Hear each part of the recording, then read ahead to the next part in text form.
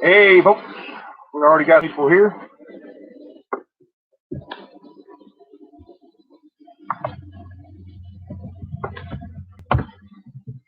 It started here. Big boom in the desert. Ellen's Chris and RG Homestead. Thank you guys for coming out. Got two people here. Already got one thumbs up. Appreciate you guys. Let a few more people come in. Good evening to you too, RG Homestead. Appreciate y'all for stopping by. We are just about, tomorrow will be 10 days from Christmas. 10 days from Christmas. Coming up on us fast, folks. If you ain't got it, you better run out and get it. Let a few more people pop in. See who and all we're going to have.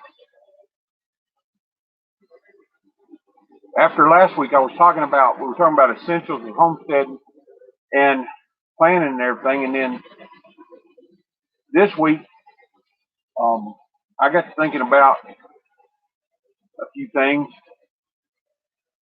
about costly mistakes that people make on homesteads. I see people making them. A lot of them I see making them on YouTube. I see there's a whole lot of pet peeves when I'm watching something. I've been in construction and been in, I built fences. I mean, you name it, built houses from the ground up. And when you do that, you see things and you go, man, I wish they hadn't done that, or man, I wish they hadn't done this. And it's, at the end of the day, it's their decision and it's their homestead. But looking down the road 2 or 3 months, even 2 or 3 years, it's going to be a costly mistake. So I want to talk about that. Talk about a few other things. Anybody else is going to be in here or not?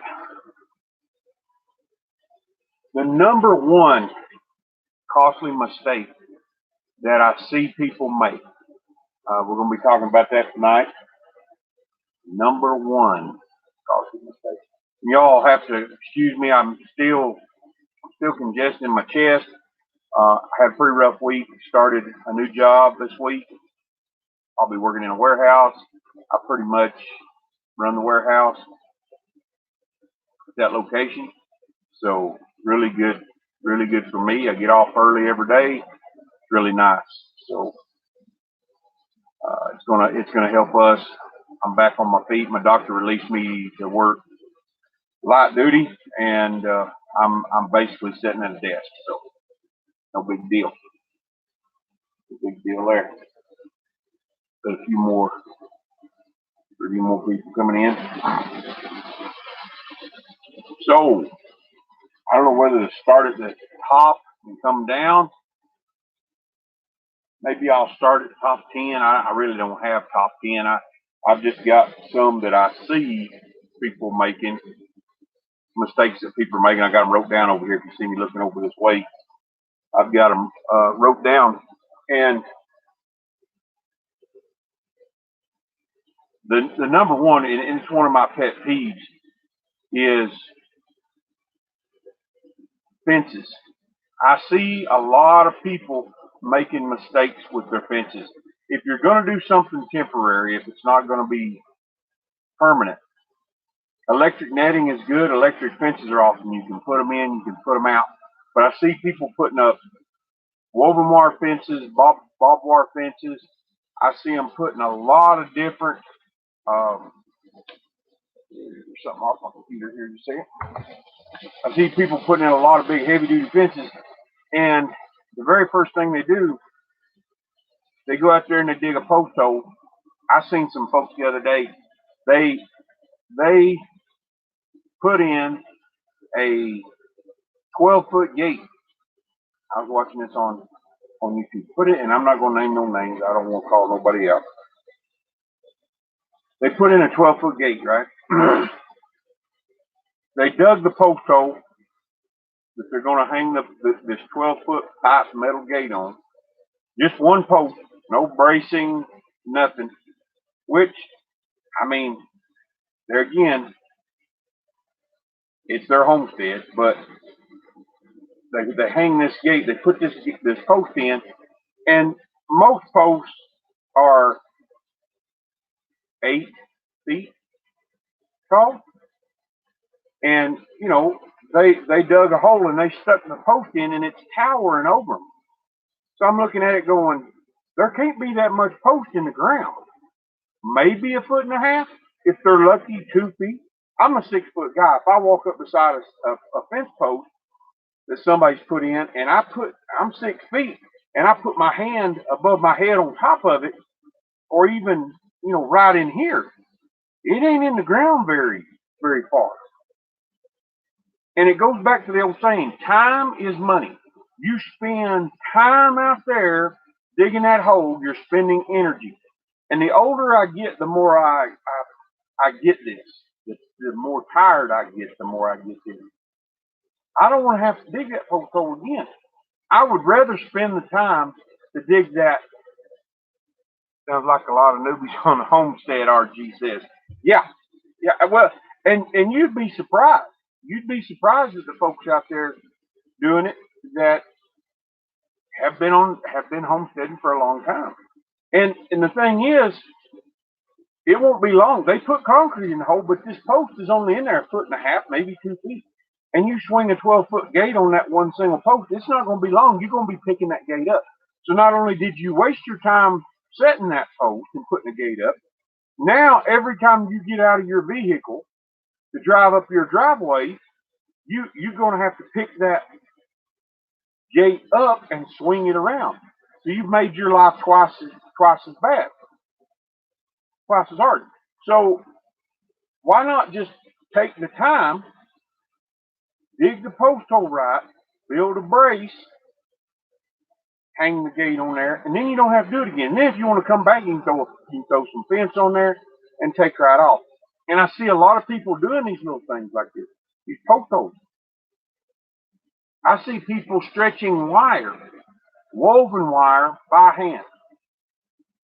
Look,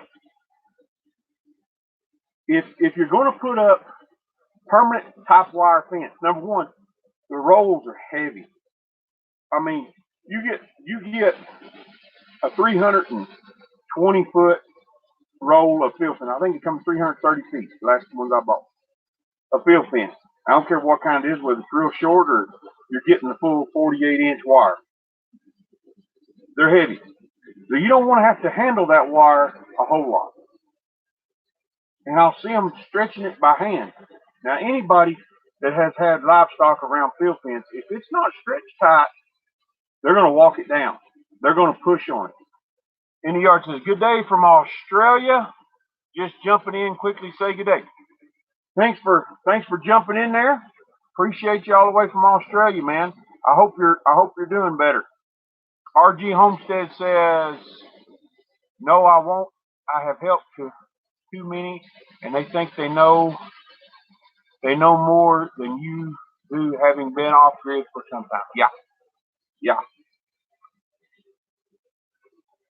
RG Homestead again. Later they come back and tell me you were right after all. Can you help me again? And I do, and they learn sooner or later. Yeah, and that's a lot of wasted time, a lot of wasted energy.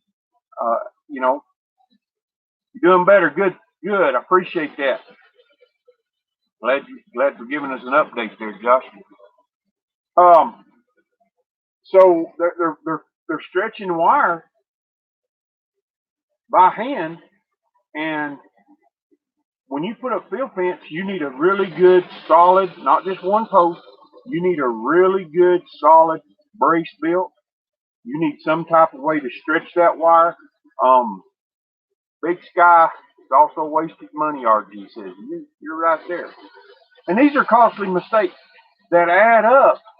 And we get into a mindset, well, I need to hurry up and get this fence fixed, so I'll just throw a post in here and I'll throw a post in there.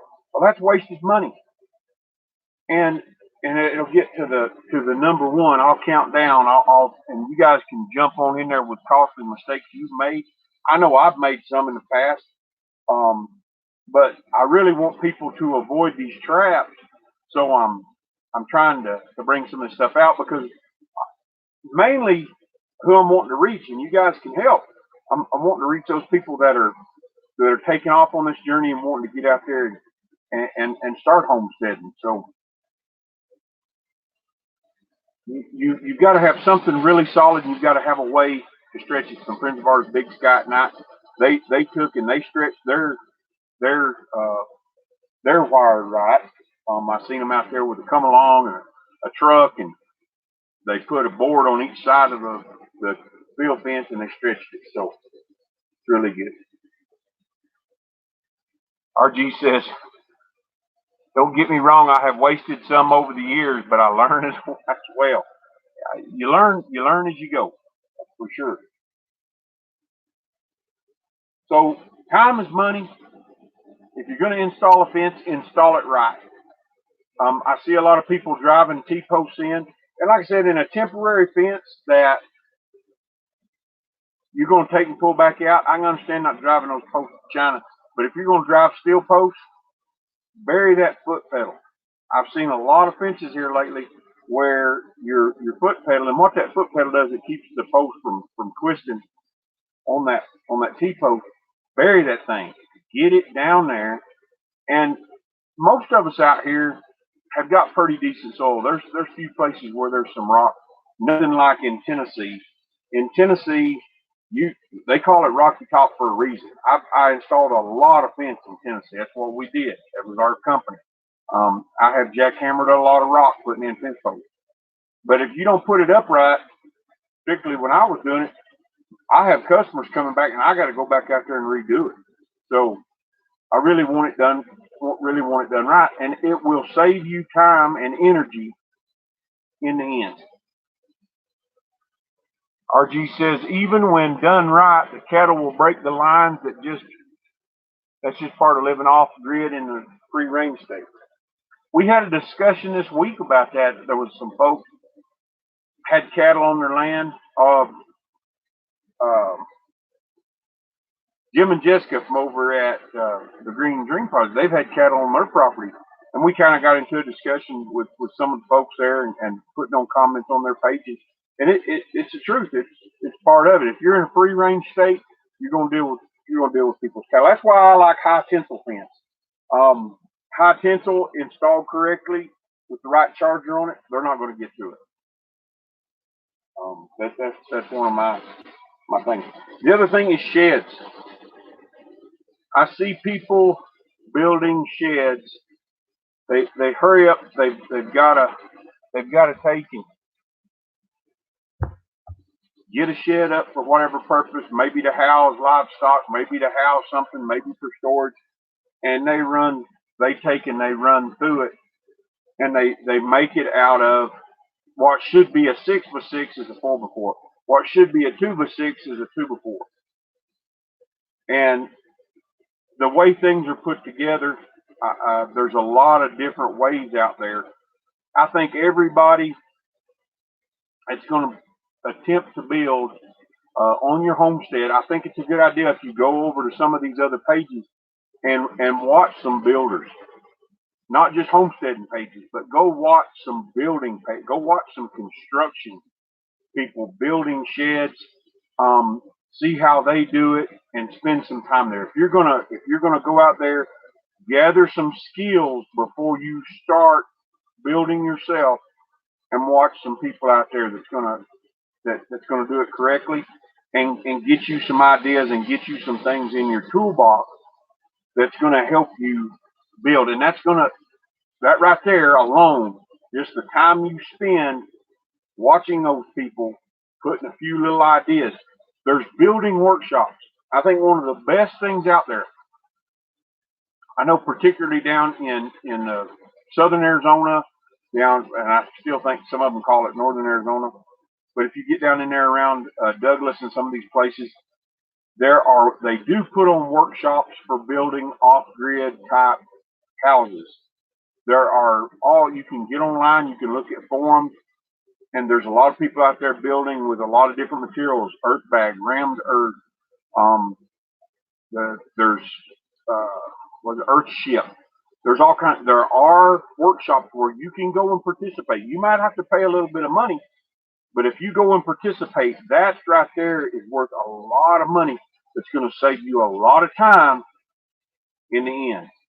Avoid that costly mistake of starting a project and getting halfway through it and figuring out, I don't know what I'm doing.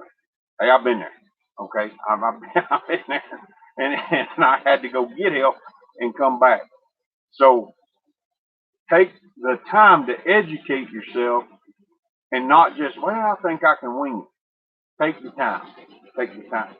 Um, RG says, I have seen that. It's just a learning curve and learn what will work and what won't. I did the same thing many years ago and now have spent twice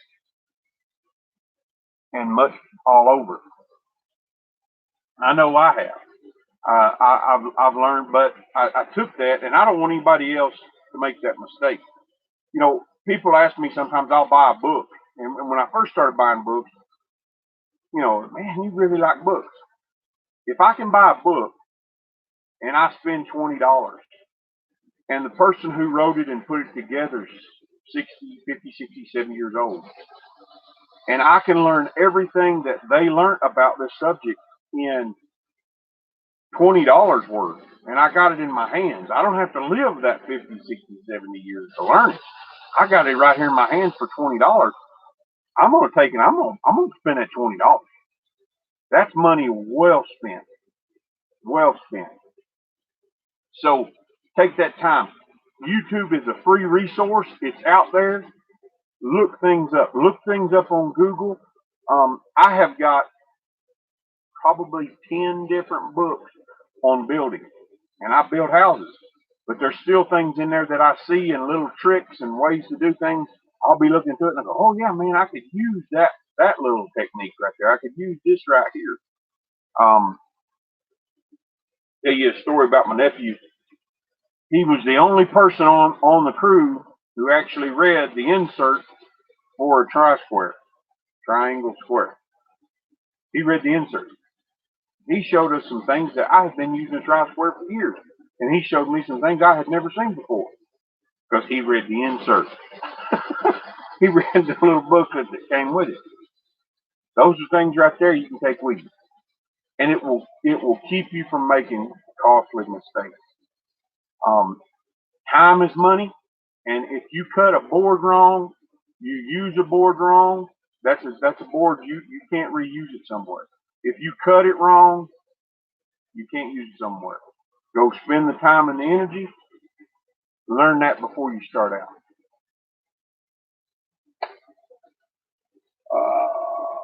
Let me see here.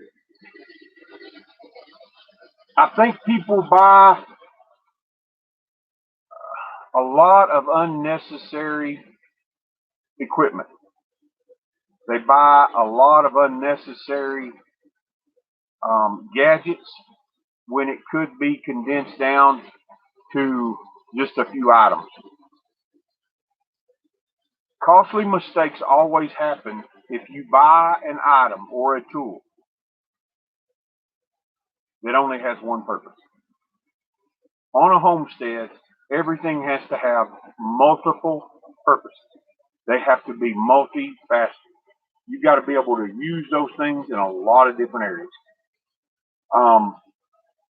New little gadgets, new little things that come out and people run out and buy them. And I'm hoping to do this next week. I'll get feeling better. The best advice RG says he can give you is talk to the locals after you see what they have built and learn lessons to what they will have will save a lot of money. Yeah. They can find out what works in that area. There's a lot of plans out there that may not necessarily work in your area. I mean, I wouldn't tell somebody that's going to be on the eastern side of the Mississippi or, you know, in some of these more wetter climates to do earth bag. Now, you may be able to do it, but there's going to be a lot of other things that you're going to have to do other than what we do in this particular area. Find out what works in your area. But I think, like I said, I was going to say, I'm going to try and do a video series coming up. I feel a little bit better this week. In the next few days, I'm going to try to put it together. My daughter's been working, and she's my editor, and I don't know how to edit. I'm pretty good on this old computer for an old hillbilly, but she's my editor, and she's been working a lot, and she hasn't had time to edit a bunch. But I'm gonna try to start putting this video together on some tools, like I told you last week. Just some things, very condensed down, hand tools, different things that you're going to need going to the homestead. But everything should have a dual purpose, at least a dual purpose, if not a multifaceted purpose. You really got to have those things. I think the other thing that people make a mistake on is free stuff. RG says state to state is different, and you have to see what works in your local area you're in. Yeah, definitely there, RG. Avoid, and I'm not going to tell you to avoid all of it, but I'm going to tell you to use your best judgment with free stuff. I know people say there's no such thing as a free dog, free puppy, and there's not. If somebody's giving you something, 9 times out of 10, there's always that outside chance they're just trying to bless you. But if you are getting something for free, there's something wrong with it, or it's been used up, or sometimes you can get some really good material. Blissful Homestead Secretary says, hello, hey, Blissful. Glad you could make it tonight. You really got to watch free stuff. And you can pile up a homestead pretty quick with free stuff that people want to give you, and you don't want to tell them no, but you really want to take and you want to watch free stuff, particularly equipment, stuff like that. I'm the world's worst. My wife will tell you. I will take any kind of metal I can get my hands on. I used to be that about wood, but here on the desert, if you don't have a place to store that wood in the shade, it's going to dry rot, and it won't even hold a nail. And most of the time it's going to curl up if it's in the sun. So you've got to be prepared if you're going to get some free wood, stuff like that. You talking to me, RG? You have a link to your sales page? I tried and I can't find it. I don't know if you're talking to Blissful or you're talking to me. It should be on our videos if you're talking to me, RG. There should be a link at the bottom of every page in the description. I know my daughter adds it. I added it to a few. So you got to have a place to put wood, or you're just going to end up with campfire wood or whatever. Yeah, Blissful says, yeah, we got a free trade. And how much money have you put into it? That's the thing. So you're sitting there with it. Yeah, it should be on Equid. Let me put in my email, and RG just take and shoot me an email, and I will email it over to you. Okay. Anybody can contact me on my email there. I don't mind. I don't care giving it out. Some people are kind of worried about stuff like that. I don't care. Yeah. How much, Blissful? How much money would you say you put into that free tractor? And your time and your energy. That's another one. You've got to count your time, people. It's worth something. Your time is always worth something. So, use your best judgment with free stuff. People want to give you free chickens. Okay, do you have a place for them? Are you ready for them? And that takes me to another thing. People don't get in a hurry to get animals if you don't have the infrastructure for them. Have your infrastructure in place. RG says, I feel the same. They pay my bills. They lie. If you don't have the infrastructure for a pig, don't buy a pig.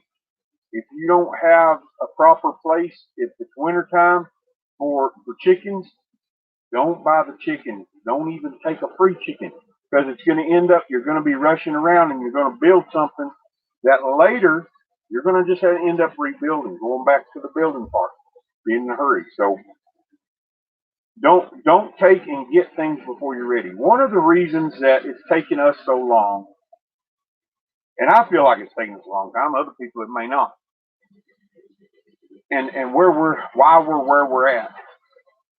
There's got to be infrastructure in place. And I've said this before, and I'll say it again. We've got to have a driveway. We've got to have a water tank. We've got to have a septic tank. We've got to have these things in place before we move down there. After we move down there, we're still going to take it, and we're not going to do anything until we have the infrastructure in place. I've got to build fence for my horse before I ever go down there. Last week, I couldn't even get into my property. There was 20 inches of snow on the ground. I still don't know what the roads look like. I've got to take and call my neighbor and find out before I actually go down there. But there's a lot of stuff I still got to do. I'm really taking my time, really planning, because I don't want to end up wasting a bunch of time and a bunch of energy and end up not being able to do what I need to do. And have that expected happy prepper in the house. And not have that expected level of comfort. And my wife can get by on a whole lot less than most people, but I want her to have that expected level of comfort, at least running water. Nicole's in the house. Hey! So, we're talking about costly mistakes on the homestead, guys. For you that just showed up, feel free to chime in, put your 2 cents worth in there. RG says, don't start anything till you've been there for at least one season to see what the weather is like. Yeah, that goes right along with it. Before you build your house, I tell people, before you build your barn, before you build things the way you're going to lay it out, see what it's going to be like, because you can make some costly mistakes. Where do I put my house? Well, I want my house up there on that hill. Maybe you do, maybe you don't. Maybe it's going to cost too much. If you got an unlimited bank account, that's fine. But you go up there and you start putting your time and your effort into building that house and that homestead, and it get up on that hill, and you find out you're going to have $10,000 worth of gravel to get to and from it. There's a costly mistake. And I've seen people do it. RG says, I can tell you the road is a big mud puddle. Yeah, at least one big mud puddle. I got 4 miles of dirt, so I'm pretty sure it's pretty wet. That's the other thing, and we've talked about this before, guys. If you're going to take and you're going to go off grid out here on some of these roads, make sure you got the proper equipment to deal with that. Not just chains, or not just mud grips, but chains, tires, winches, anything that you're going to need. Because down the road, sometimes people can't get to you to pull you out, and you can tear stuff up getting pulled out. If you have to call a tow truck out there, it's really going to cost you. It'd be better before you ever got out there. Hey, people going to say, well, don't you think that's a little bit overkill putting a winch on there and putting this on there and you got all this? No. If you've seen what we have, excuse me. If you've seen what we have in our Chevy Traverse, you think it was overkill. Everybody in our family, I got one in my pocket right now.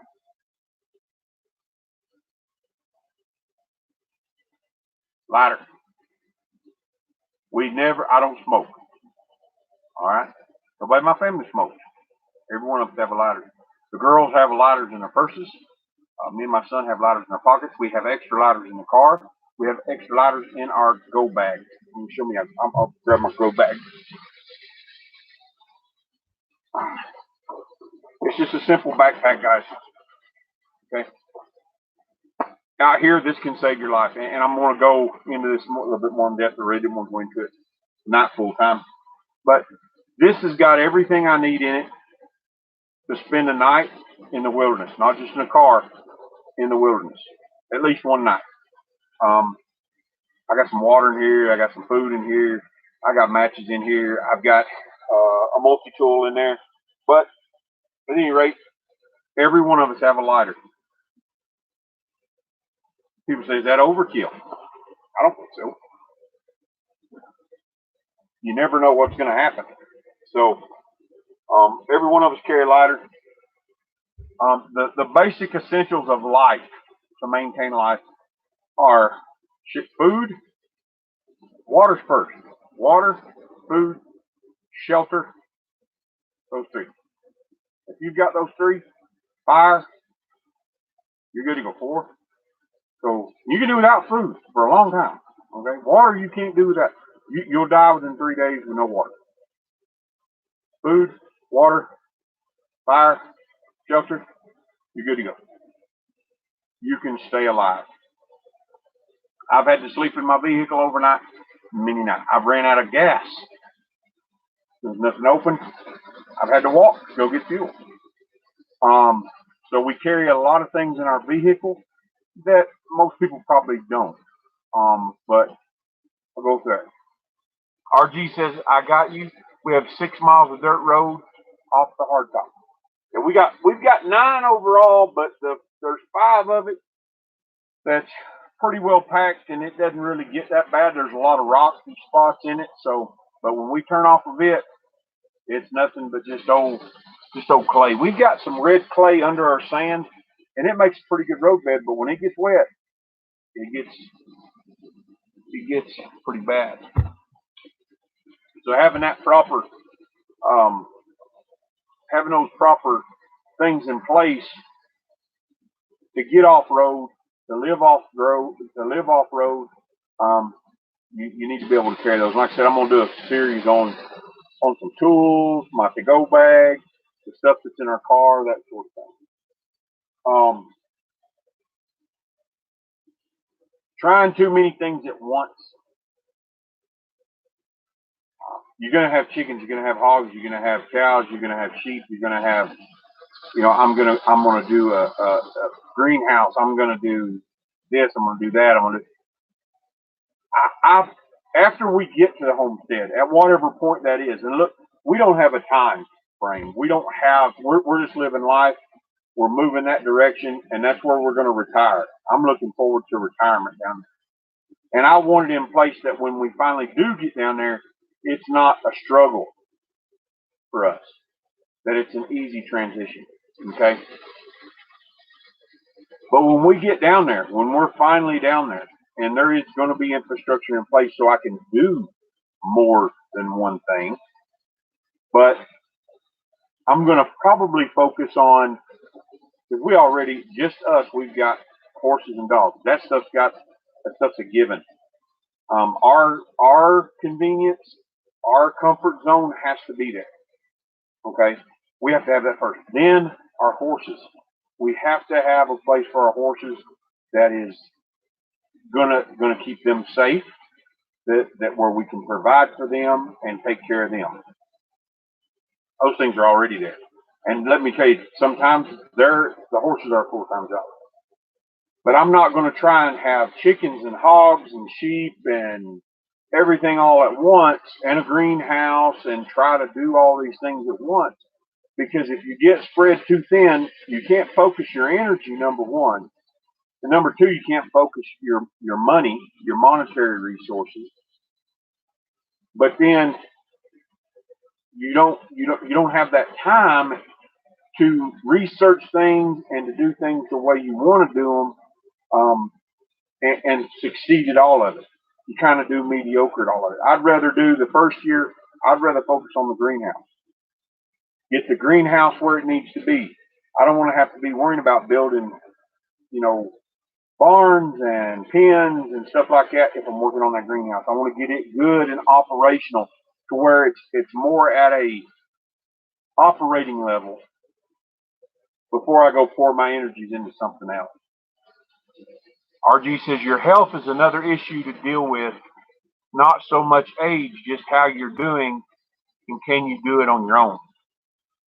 This is true. And if you stretch yourself too thin trying to do too many things at once, your health can go downhill pretty quick. Stress, and this is the number one problem that I see in America today. Stress is killing people. It is. Stress is killing people because it affects your blood pressure. It affects your blood sugar. When you're stressed out and you're stretched too thin, you don't typically eat right. You typically don't sleep right. And when you get all those things out of balance, that's what we're trying to get away from. We're trying to get away from that going and living on a homestead. I'm not saying it's not going to be hard work. Hard work never killed anybody. If it did, I'd be dead by now. All right. And I when they told me this, if you work hard, you're going to succeed. You'll succeed at dying. There has to be a balance. There has to be a balance. And the best way to do that is don't do too much at once. Focus your energy, work on that, and balance what you're doing with playtime. If you stretch yourself too thin, you don't have time to go fishing. You don't have time for birthday parties. You don't have time to kick back in the afternoon and sit and enjoy the sunset. Why? Because you work right through it. Focus on something small. Do that. Get it at an operational level. Move to something else. Don't try to go too big, too fast. Even on at the greenhouse level, you don't want to take and have this big, huge greenhouse that you have to build. You have to build, but then you have to plant it, and then you have to care for it. And you want to go slow at it. Start small, go bigger. RG says, living off grid is not easy. It's hard, but doable. You have to take your time, one thing at a time. Right. And these guys have been doing it. These guys have been doing it. So you guys can take your examples from them.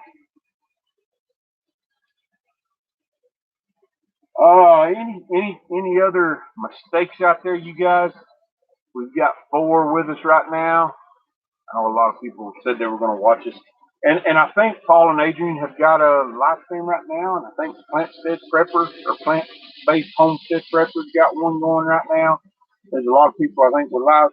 I got on a little bit late. I was going to be there, here at 5, and we were at a craft show today and didn't get back till late. And right at 5 o'clock, one of the people here in the RV park called me. I manage this place, so they called me, and I had to run down there and fix their faucet real quick. They had a leak.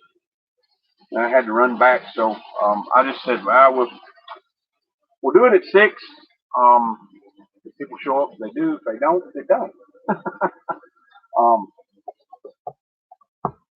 Going back to building, because there's a lot of people wasn't here then. Building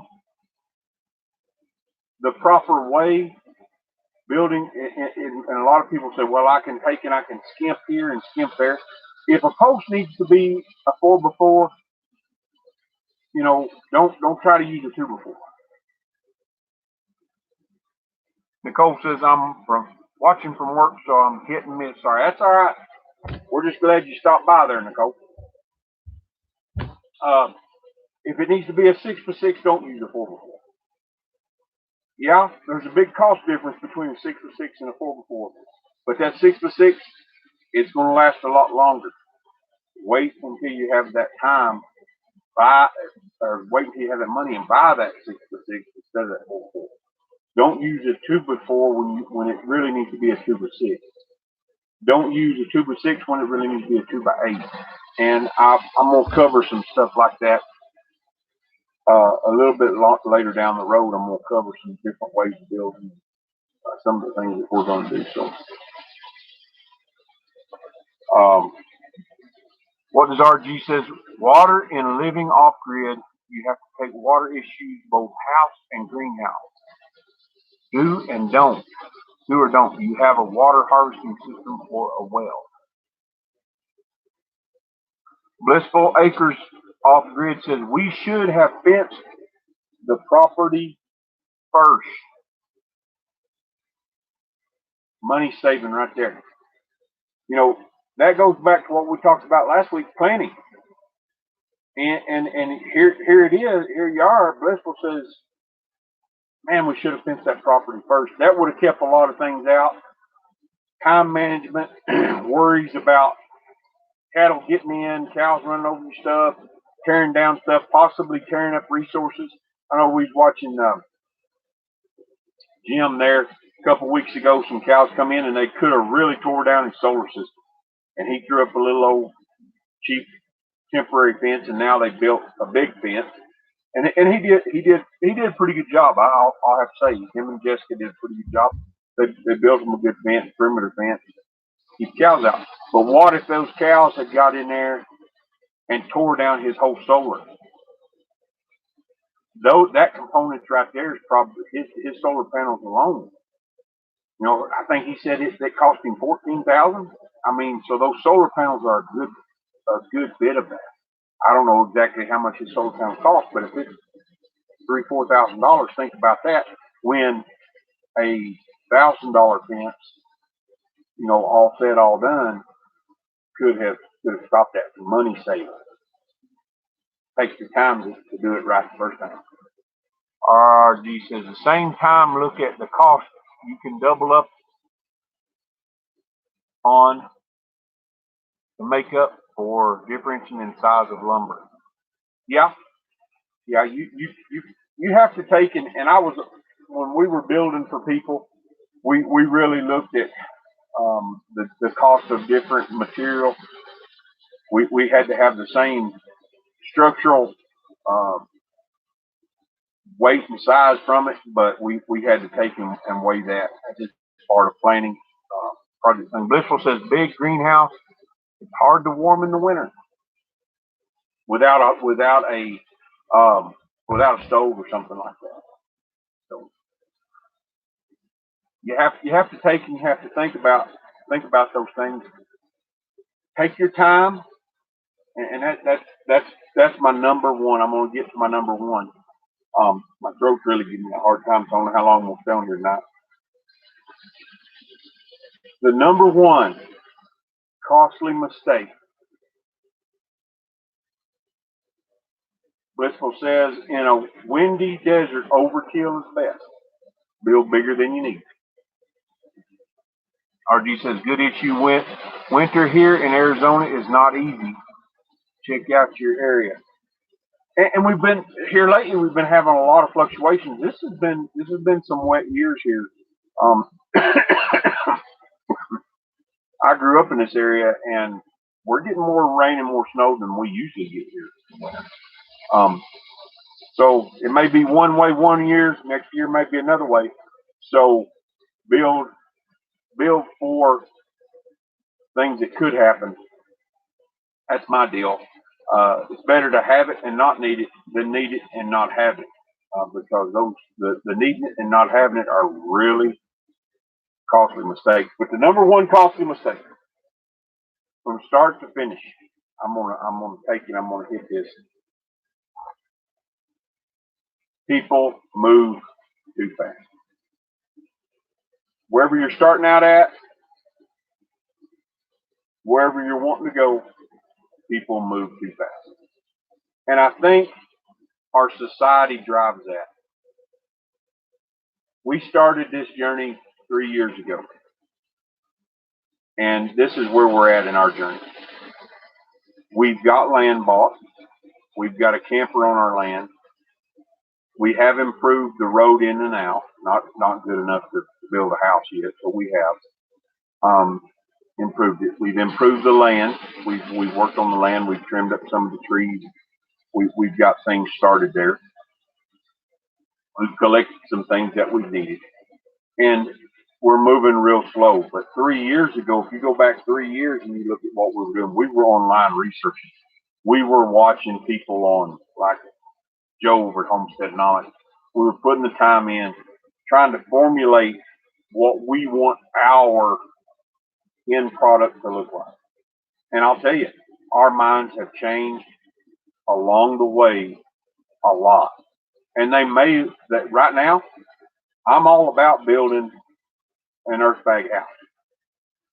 I've really liked them over the years, and I'm really about that.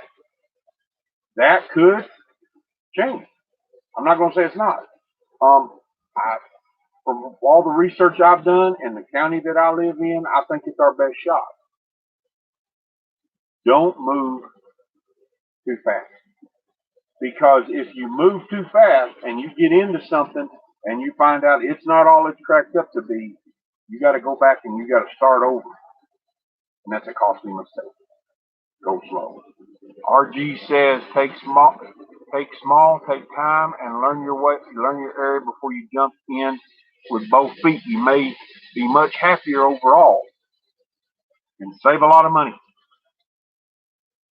That's probably the hardest thing. I don't know anybody out there that I've talked to in the past 3 years who's living off grid who is also has a lot of huge consumer debt.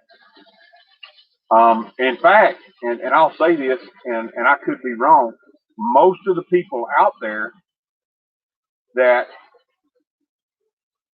I know follow some type of plan like Dave Ramsey. I don't follow everything he does. There's a lot of contingencies in life, and there's a lot of things in life, and I'm kind of a rebel. I like to go my own way. But I do agree with what he says, and I agree with the ways that he does it. I don't want to do this. I don't want to borrow money. When I get done with it, when I live there and I'm done with my house, I don't want to owe nobody nothing. I'll be at that time in my life where I want to kick back and I don't want to have any stress bills. We have very few bills, as you guys seen last week on our board, and I've got it up over there. And I look at it every day. And our other bills, our hospital bills and stuff like that, our doctor's bills, I want to knock those out. Save money. Make your life smaller if you're going to do this thing. You've got to have a big nest egg to fall back on.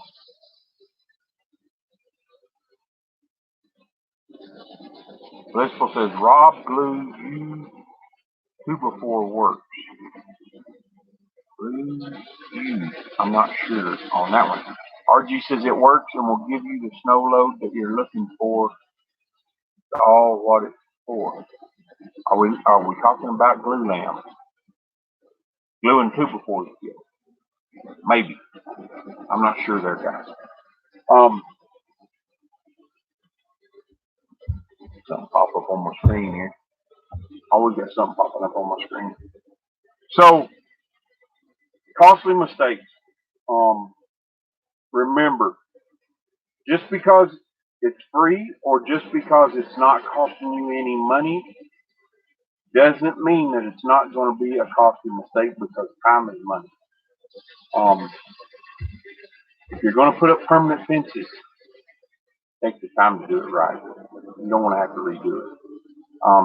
And where we're at, if a cow gets out or a horse gets out, not that big a deal. I mean, we're in the middle of 250,000 acres with only one neighbor. But if you're in an area where your cow gets out, gets on the road, and somebody hits it, you know, we're in free range state. Somebody hits our cow, it's the way it is. That's part of the area. But still, you're going to lose that animal. That's a costly mistake. So build your fences right. You know, we say horse high, pig, bull strong, and pig tight. You know, if it's high enough, a horse can't jump over it, and it's strong enough, a bull can't push through it, and it's tight enough to keep the pig in, you pretty well much got a good fence. And there again, that's why I like high tensile wire. I use high tensile smooth wire. I've never had an issue with it, and never had anything get out of it. RG says, free is not real free. You have to put money into, which could have paid People want to give us free stuff all the time, and some of them are just trying to be a blessing. Some of them are trying, they're trying to help. Well, this help you out, but honestly, if it's going to cost a whole lot to fix it, it ain't free. That same goes for buying something cheap. If you need a truck and you need a 4-wheel drive truck, and you find one that's got 250,000 miles on it and it's $1,500, let me tell you something. Transmission's probably going to go out on it because somebody else has already used it. All your belts, hoses, all that stuff is going to have to be changed. So if it's too good to be true, it usually is. They're great for a backup truck, but if you can spend $3,000 and get a better truck, or $4,500 and get even a better truck, wait and do that. I gotta have a truck to get to my homestead. I gotta have this. I gotta have that. Wait. Slow down. You buy that $1,500 truck and you start relying on it, you're going to end up putting more than $1,500 in it. A transmission will cost you $1,500. There's $3,000 on the truck. No, it maybe only has 160,000 miles. That 160,000 mile truck will probably need some of the same things. Or it ain't got no tires. Well, tires for a truck almost $1,000. Right there's a $4,000 truck. So take your time, have the money sitting there. Let me tell you something, and this is something that I know. Cash talks. RG says it's like buying a Harbor Freight solar system and thinking you're going to live off grid only to find out you need a better system. Yeah, the Harbor Freight systems are great if you're camping. If you're camping out and you just need to charge your phone and your laptop and have a few lights, no big deal. You're not going to run a crock pot on it. I don't care how big your battery bank is. Cash talks. Sit on it. This is something I had to learn, and it took me a long time. If I've got $5,000 sitting here, and I'm looking at a $6,500 truck, the guy's asking $6,500 or best offer. Give you some hillbilly trading ingenuity, all right? I'm going to offer him 49 or 47. I might even offer him 45. I don't care. And he goes, "Well, no, I can't take that." Well, fine. If I've got 4,500 and I'm looking at a $5,250 truck, chances are I'm going home with that $5,250 truck. Why? Because I got 4,500 and I'm offering $4,000. Why? Worst he can say is no. We have this idea in America that we should be able just to flash money around, okay? And that we should, well, you got the 65, boom, those 65. No, hey, what I want to take and buy that $6,500 truck for $4,000. That's what I want to do. Why? Because that's going to save me money. Cash talks. Save up your money. Anything. Hey, I'll haggle with a department store. I do it. I haggle with I go in places and I'll haggle with. I don't care. And you got a better deal? You got something else? I'll go. I don't care where I'm at. Particularly people that own their own business. Hey, I'll go in there and I'll do it. Lazy Pond, laugh out loud. Hillbilly negotiating me all day. I do it at the hardware store. Yes, ask for a discount.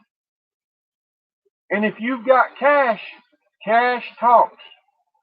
I don't know how many times I've walked around flea markets and yard sales and somebody has a tool I need for almost $200. I got a $100 bill.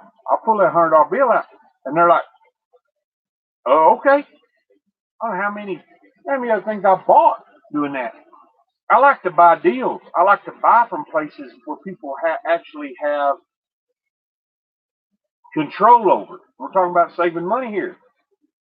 Don't make the mistake to go out and buy something brand new off of a department store shelf when it will work just as good from a local buyer. I won't buy everything that way. I don't buy electronics that way. I don't buy power tools that way. But stuff like hammers,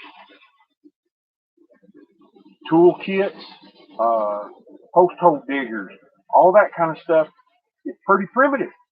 I will go and I will buy a whole bunch. I'll just pile up my stuff and say, how much you want for all this?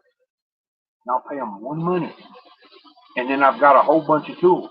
We do that yard sales all the time. My wife went, she bought a wheelbarrow, the one we're using now. She bought 2 hoes.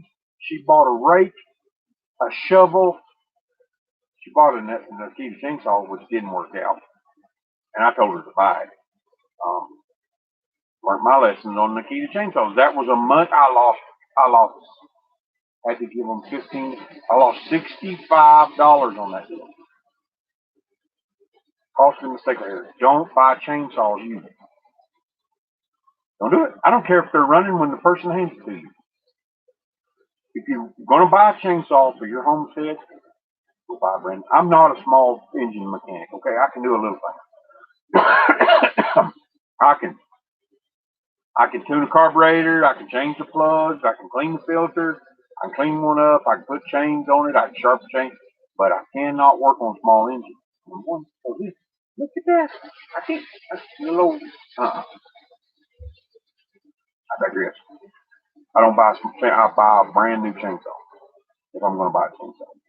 Go buy the one that's going to be the one that's going to last you long.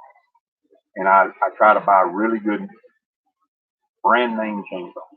Echo, Steel, Husqvarna, and they don't sponsor me. I don't have a brand name yet. But if I'm going to go buy one of those type of things, power tools, drills, hammer drills, circular saws, anything like that, you're going to go buy.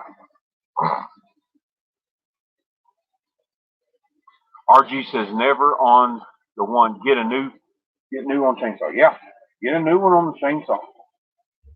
And there again, I'll go in and my wife loves buying with coupons. I was at the store today. We found a deal for hay cubes. We've been buying square bales of hay, and they have been odd and even sized bales, and it's really been the consistency of the quality's been off. So we started doing some figuring, and we're going to buy hay cubes.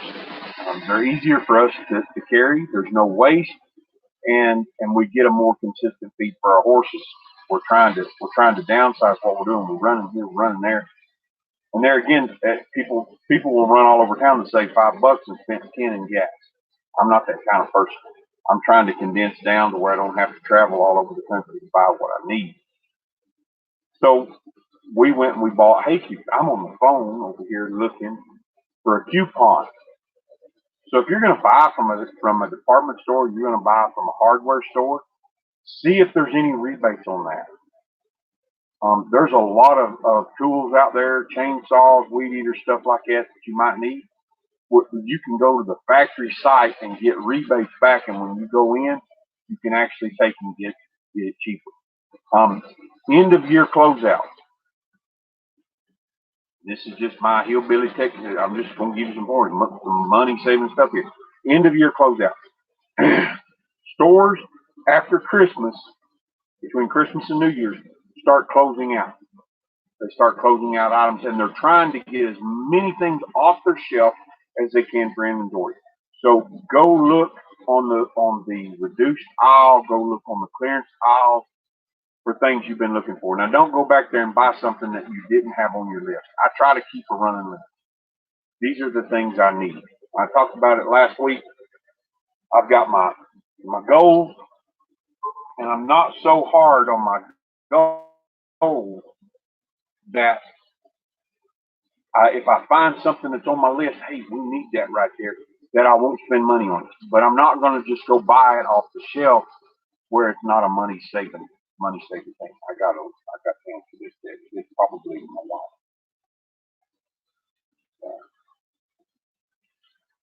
Sent me a picture of my son. Off grid from hey, we're here for you. Appreciate you guys. Appreciate you. I have been trying to watch people. You get a better deal overall, and it's the bang for the buck. Yeah, yeah.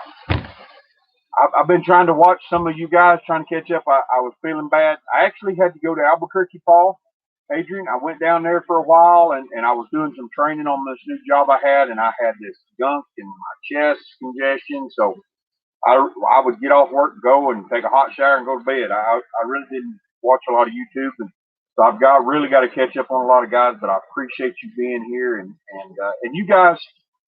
Go check out Paul and Adrian. I know some of you guys are on there, but if you know anybody else, share their stuff. They're great. They're great people. Go support their channel and go check out every RG's channel. Go check out different people's channels. You guys take and support each other. That's what we're all here for. But going back to what I was saying, those type of things, chainsaws, power tools, those I don't take and I don't buy those used.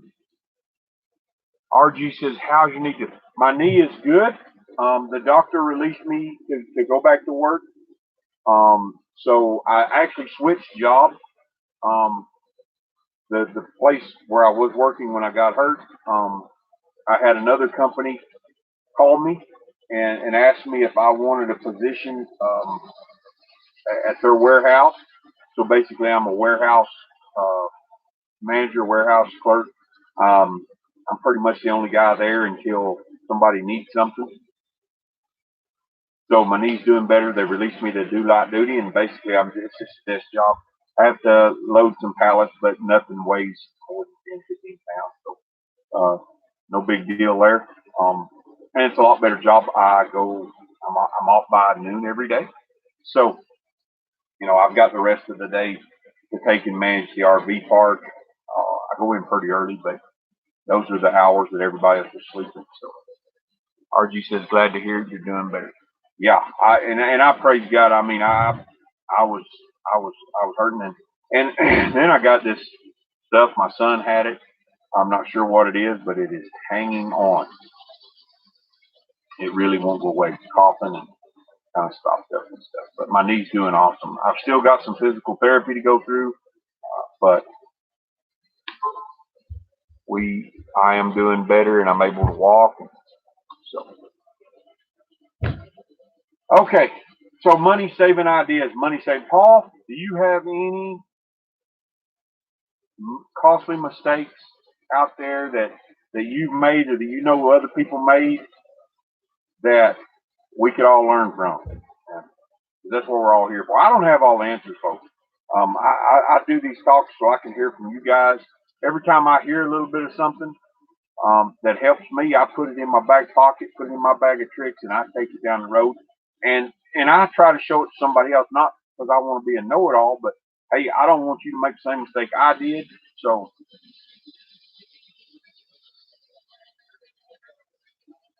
I know how it feels to not be you. Yeah, when you don't feel good, you don't feel good. I mean, I was dragging around, and I'm doing a lot better. I'm a lot more energetic than I was last week. Got a little bit more energy. We did the craft show today. It was a really good little old Christmas bazaar, and feel real good. So give Paul and Adrian a chance to chime in there about some money saving deals. But hand tools, stuff like that, pawn shops are a really good deal. Check out end of year closeouts and clearances. They're going to be wanting to get rid of this stuff.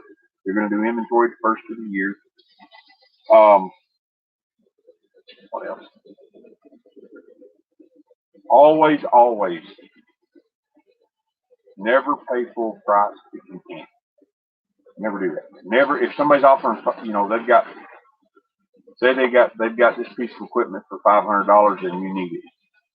Don't go off on $500. Walk around the thing, kick the tires, look at it, see what's wrong with it, point out the defects in it. And they may not come down with it. What's the worst they're going to say? Oh, who cares? I've been told no more times than Carter's got old. Who cares? I don't care. If they don't say no, it's not like they're going to put the price up. You know, walk around there and I try to take it. And if somebody's got something that's really worth the money, I'm not going to try to hurt them on it. If I'm already getting it at a good deal, I'm not going to try to hurt them on it. But if somebody's asking, above market price or right at market price, I'm going to try to get it cheap. That's just the way I am. It's in my blood. I'm an old hillbilly trader. I mean, that's just the way it is. So I guess nobody's chiming in here. Either that or my feet going, oh, RG says, best advice is to shop around before you buy and look at what you trying to do research first. Yeah, and there's a lot of tools out there. Blissful Acre says, I want to mail you something. Alrighty, I'll put in my address if anybody else wants to send me any 15 County Road. Oh, I better put my post office box.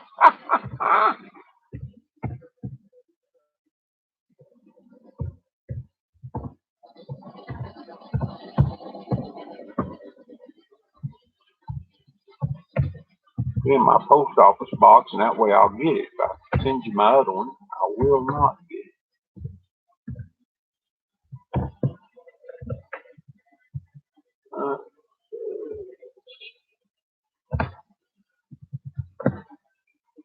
There you guys go. There's my address. P.O. Box 1074, Water Flow, New Mexico 87429. RG said, it's free, laugh out loud. Free's best price.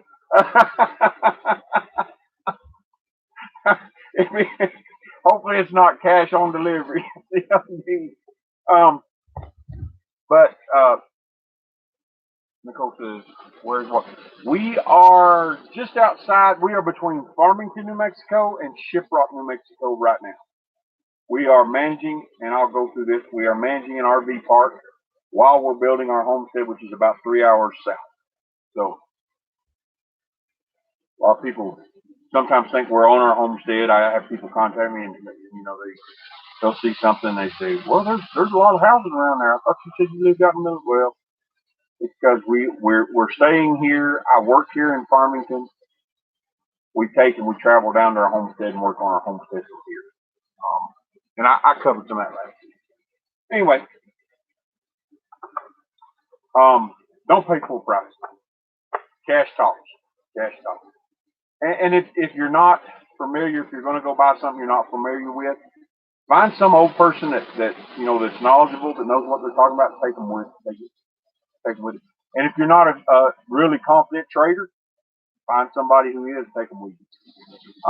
I have took people with me to go look at stuff, and I have paid them, $100 for the day or $150 for the day, and they saved me $500-600 or $1,000. Hey, I'm going to pay that $150. I'm going to help that. And that's what I used to do. I've been a horse trainer my whole life. I've trained horses. I've had books, DVDs, the whole 9 yards. I've done classes, done clinics all over the United States. And I had people that come to me and wanted me to go with them to look at a horse. And, they paid me for my day, and I did an evaluation on the horse. And it ended up saving them money in the end. I know how that works. So if I'm going to look at a tractor and I don't know anything about this particular type of tractor, but I have a good friend of mine who does, I'll willingly pay him $100-200 if he's going to save me potentially thousands in a costly mistake. So another money saving tip right there. Got it. Is your homestead in New? I'm assuming that's New Mexico or Arizona. I understand the commute. I work and staying in Carlsbad, but my homestead is off Highway 60 in Pie Town. Our homestead's in Arizona. It's just south of Sanders, Arizona, a little place called Witch Wells. So it's 3 hours. Yeah, I knew what you meant there, Nicole. In New Mexico or Arizona, yeah, it's in Arizona. It's about 3 hours. RG says, look Listen, learn before you leave.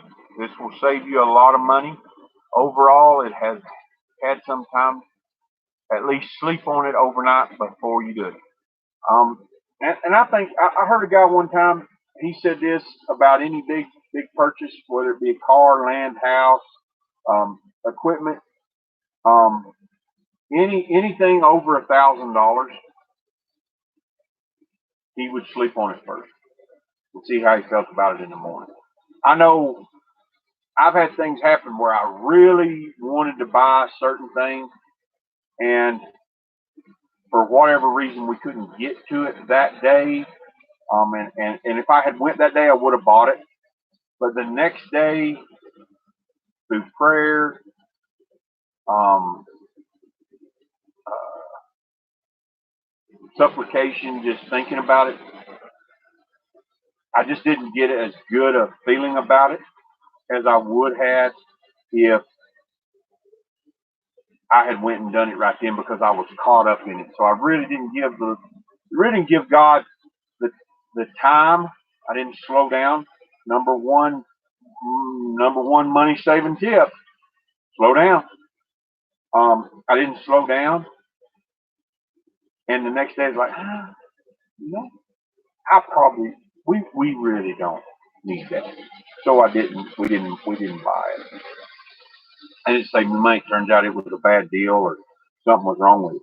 So slow down. If you're going to spend anything, you set the money. Anything over $100, I'm gonna sleep on it. Anything over $250, I'm gonna sleep on it. Whatever makes you feel comfortable. But see what it's like in the light of day. Um, I'm that way with horses. I don't like to buy them straight up. I like to take a look at them, go back and look at them the next day. Same thing goes for cars. Test drive it, go home, sleep on it, test drive it again. Yeah, that's impulse buying. Never do that. Nicole says, "Wise man, slow down and listen." If you take the time, and I don't know how many of you, spiritual people, but if you take the time and lean not unto your own understanding, but listen to God, give Him the opportunity to speak. He'll deal with your heart. He'll deal with your heart. I mean, there was a lot of places out here that we could have took and we could have bought in New Mexico and different places, but I had my heart set on that place down there in Arizona, and He opened the doors every time God's ever moved. He opened the doors to where He made it easy for us to do the thing. And it wasn't a real struggle. So and not only that, he always I always operate in peace. I operate in an inner peace. I don't operate if I always feel crossways of it, and it feels like it, not that physically it's not a strain, and not that you know we don't have trials and tribulations in life.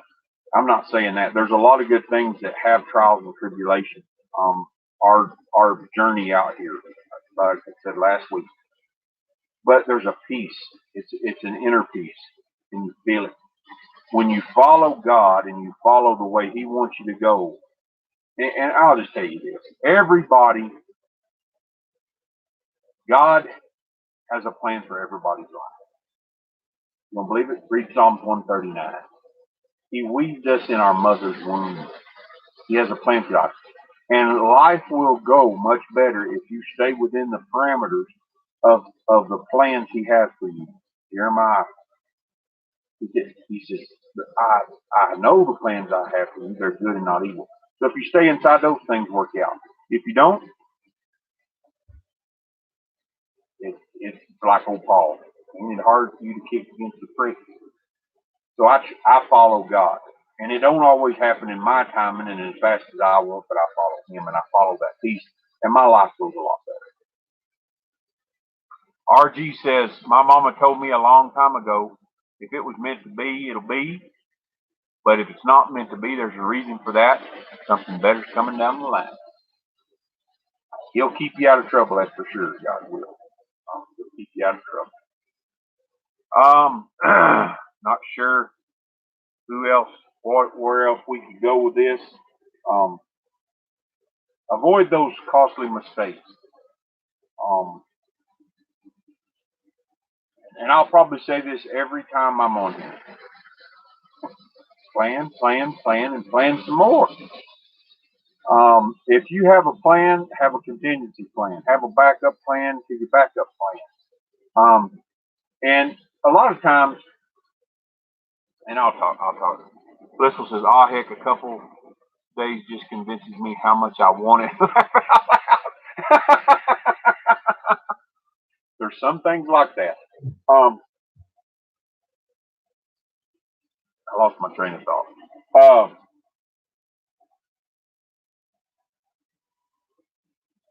I was talking about planning, plan, backup plan, contingency plan. A lot of times we have ideas built up in our mind, and we want things to work out a certain way. And sometimes we want people to see us a certain way. In America, I think we're attached to this idea that we are what we have. We base our identity on a job, on a certain lifestyle. I know it, and that was one of the things I really wanted to get away from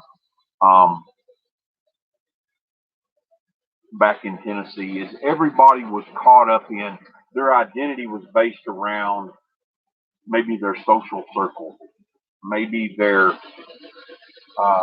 group of friends, maybe their job, maybe their cars, maybe their pool, maybe their type of house they have, the type of neighborhood they live in, all these different things, and that's what they identify. And one of the things you find out, and I had experienced it when we lived out on the desert so many years ago, you start finding out who you are. And it's a really good exercise. We've lost everything at least 3 times. Everything. And people look at you and go, man, get hard. God told us one time, sell everything and move into a bus, and we did. Shocker. Um, what we have is not who we are. And when we find out who we are, then RG says, I hope Rob is feeling better and you guys have a great holiday season.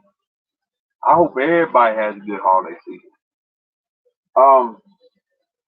When you find out who you are in here, you find out what makes this tick, then life tends to go a little bit easier. Because when you strip away the mask and you strip away everything, then you see what life is really about, the things that really matter, the relationships that really matter, and you'll see what motivates you. When you don't have all these other trappings of life, when you don't have all these other trappings of status quo and keeping up with the Joneses and everything, then you see what motivates you. When you don't have anything, it's really easy to see. So, I think that is what holds a lot of people back from experiencing their dream and going out there and doing it. Well, if I don't have this, then I won't be who I am. If I'm not in that particular clique of friends, I'm not who I am. If I don't have this over here, that's not who I am. And they'll transfer it. I've seen people transfer it from a business type, executive type living to farm life, to homestead life. I've got to have these certain things to fill in and to fill. And we tend to seek out things to be who we are. You strip all that away and find out who you are. And if living off grid, you'll find out real quick who you are.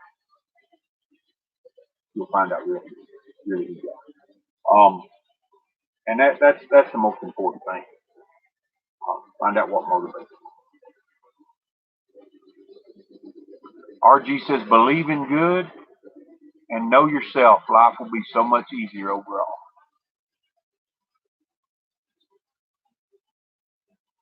RG took that to it. So I believe I'm going to wrap it up, guys. I have talked long enough. My throat is hurting. Congested. I really appreciate you guys. I got a little beef there at the end. It's okay. My show, my live stream. I'll do what I want. So I hope some of these things help y'all. And don't, if somebody asks you a question, don't feel like because you haven't been there or you haven't done it, that you can't pass that information along. Feel free to share it. What I've learned over my lifetime, it didn't cost me what it cost other people to do. Oh, believe in God and yourself. Yeah, yeah, yeah. Believe in God. That's the best thing. Um, having a personal relationship with your Creator and His Son Jesus Christ is the most important thing. That sorry, Miss Bell. That's okay. That is the most important thing out there. Having that relationship that'll keep you when nothing else will keep you. You can be down to your last dollar and your last can of beans, but as long as you got Jesus, you got everything. So I'm gonna wrap it up. I appreciate you guys for stopping by. Thank you guys. Thank you guys for all the thumbs up. We'll do it again next week. It'll probably be around 5. Should don't have anything really going on next week. Had that craft show this week. But if it changes, I'll put it out a little ahead of time. Meant to put it out earlier in the week on what time we are going to do it, but I really didn't know how long we were going to be over at the craft show. So I appreciate you guys for stopping by. Hope you learned something. And God bless y'all. And we'll see you down the road.